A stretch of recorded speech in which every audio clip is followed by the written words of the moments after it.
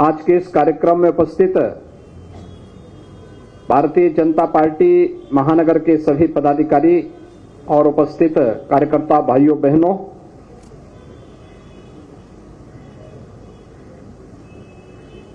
आज अंत्योदय के प्रणेता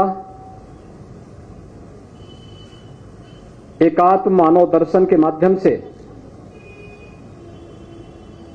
भारत की दृष्टि को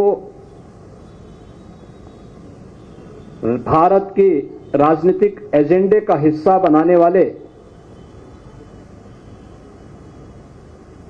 राजनीति में शुचिता, पारदर्शिता और ईमानदारी के प्रबल समर्थक पंडित दीनदयाल उपाध्याय जी की पावन जयंती है। इस अवसर पर उत्तर प्रदेश शासन की ओर से और उत्तर प्रदेश की 25 करोड़ जनता की ओर से मैं पंडित जी के श्री चरणों को नमन करते हुए विनम्र श्रद्धांजलि अर्पित करता हूं। हम सब जानते हैं कि पंडित दीनदयाल उपाध्याय जी का जन्म, जो उनकी वास्तविक जन्मभूमि है, वह उत्तर प्रदेश ही है। उत्तर प्रदेश के मथुरा जनपद में एक छोटे से गांव में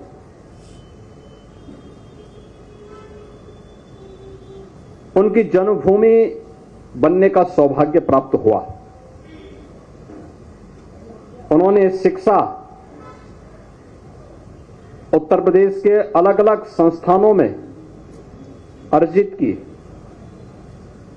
बचपन से ही अपने धुन के पक्के और कुशाग्र बुद्धि के होने के नाते स्कॉलरशिप मिलती गई और उनकी पढ़ाई आगे बढ़ती गई।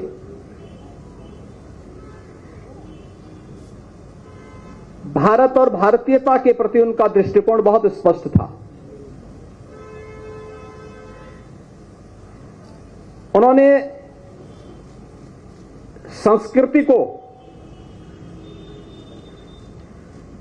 राष्ट्र की आत्मा के पर्याय के रूप में उसका संवाहक माना और उनका स्पष्ट कहना था कि भारतीय दृष्टिकोण विश्व मानवता के कल्याण का मार्ग प्रशस्त कर सकता है, लेकिन समाज के अंतिम पायदान पर बैठे हुए व्यक्ति के बारे में भी उनकी धारणाएं बहुत स्पष्ट थी।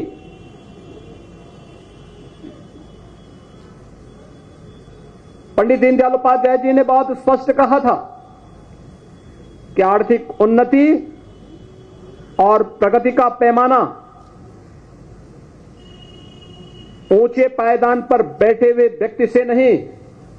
बल्कि इसका पैमाना सबसे नीचे पायदान पर बैठे हुए व्यक्ति से की जानी चाहिए। हमने प्रगति कितनी की है, इसका मापक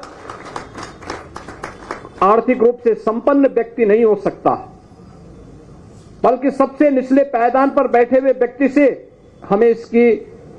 समीक्षा करनी चाहिए, आत्मावलोकन करना चाहिए कि हम कहां सफल हुए, कहां विफल हुए। और यही अंत्योदय की उनकी अवधारणा स्वतंत्र भारत में गरीब कल्याणकारी योजनाओं को आगे बढ़ाने का एक माध्यम मिला। आपने देखा होगा, चाहे श्रद्धेय अटल बिहारी वाजपेयी जी के नेतृत्व में जब 1998 से लेकर के 2004 तक सरकार कार्य कर रही थी,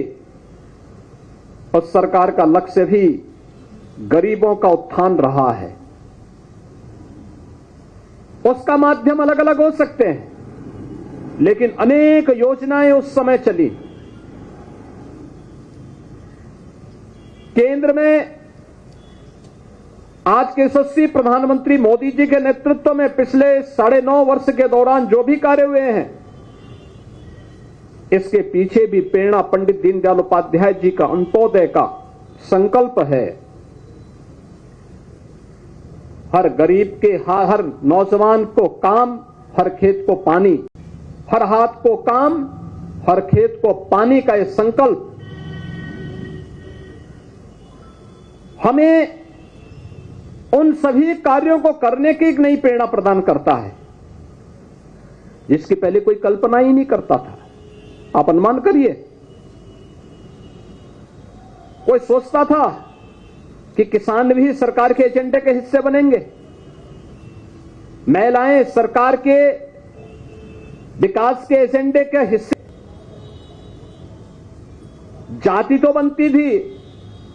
मत और मजहब भी बनते थे, लेकिन गांवों को विकास का आधार बनाया जाएगा, गरीब को विकास का आधार बनाया जाएगा,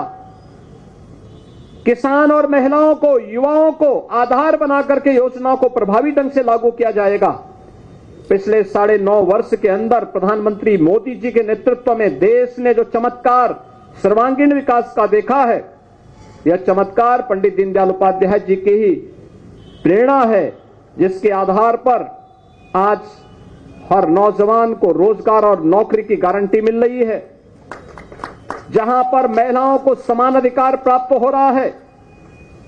किसान को प्रधानमंत्री किसान फसल बीमा योजना से लेकर के प्रधानमंत्री किसान सम्मान निधि का लाभ मिल रहा है, एमएसपी के आधार पर लागत का 1.5 गुना दाम देने की कार्रवाई हो रही है, जहां गरीब के घर में चूल्हा भी जल रहा है और संकट के समय फ्री में राशन की सुविधा का लाभ भी सरकार उसे उपलब्ध करवाने का कार्य कर रही है। एक गरीब को 5 लाख रुपए सालाना स्वास्थ्य बीमा का कवर भी आयुष्मान भारत के माध्यम से मिल रहा है। तो जिस गरीब के पास मकान नहीं, सिर ढकने के लिए एक आवास की व्यवस्था हो या एक शौचालय की सुविधा, यह भी इसी प्रेरणा का आधार है। ये जो एमएसएमई है, सूक्ष्म लघु मध्यम उद्यम, जो रोजगार सृजन का एक माध्यम बनता है,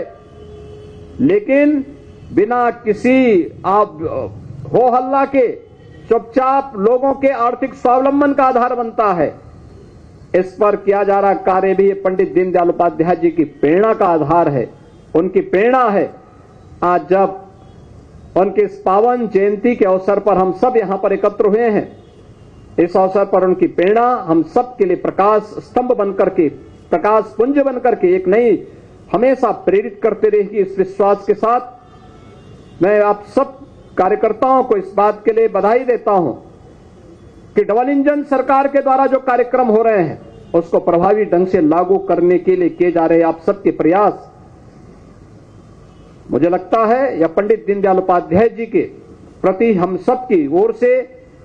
विनम्र नमन और श्रद्धांजलि है। एक बार फिर से पंडित दीनदयाल उपाध्याय जी को उनकी पावन जयंती के अवसर पर नमन करते हुए, उनकी स्मृतियों को नमन करते हुए मैं प्रदेश सरकार और प्रदेश की जनता की ओर से विनम्र श्रद्धांजलि अर्पित करता हूं। जय हिंद।